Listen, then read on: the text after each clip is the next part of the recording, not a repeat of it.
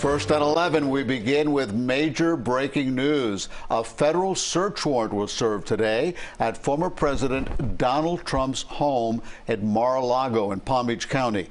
In a statement released at about 7 p.m. tonight, the former president called the FBI search a raid.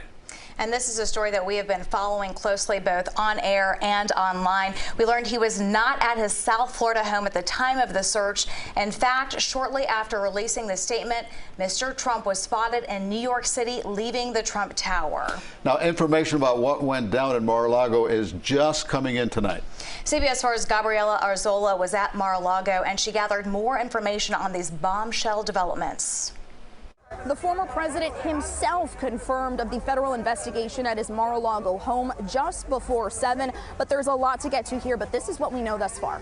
Chopper 4 flew over Mar-a-Lago this evening. You can see a very heavy police presence here. Trump supporters are lining the streets, waving flags and cheering for the former president. We can tell you CBS 4 News reached out to the FBI's Miami office, who had no comment about today's search.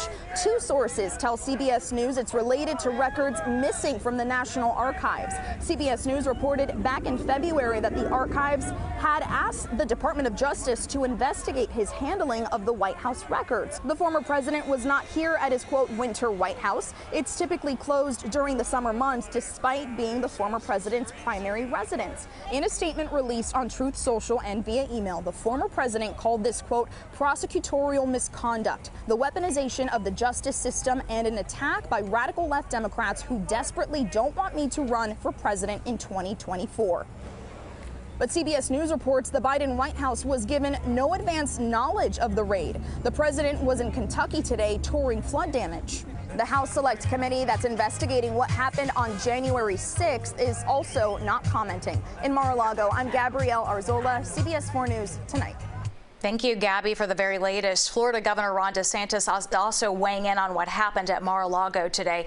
The governor, taking to Twitter, said in part the search was, quote, the weaponization of federal agencies against the regime's political opponents. He says people like Hunter Biden get treated with kid gloves. Now the regime is getting another 87,000 IRS agents. Banana Republic. Our team's coverage of the story continues tonight with former federal prosecutor David Weinstein. And David, the FBI is reportedly investigating missing documents that belong to the National Archives. Is that serious enough to merit a search of a former president's home?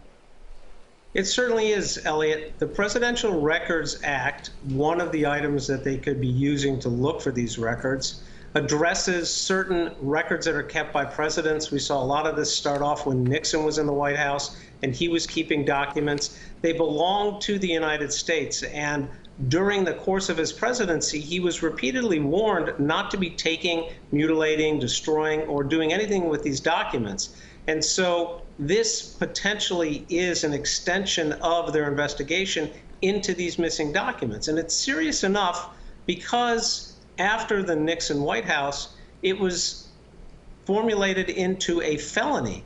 And so there's serious implications here, not only with potentially time in jail if convicted, but if a person is convicted of violating the Presidential Records Act, they become ineligible to hold public office.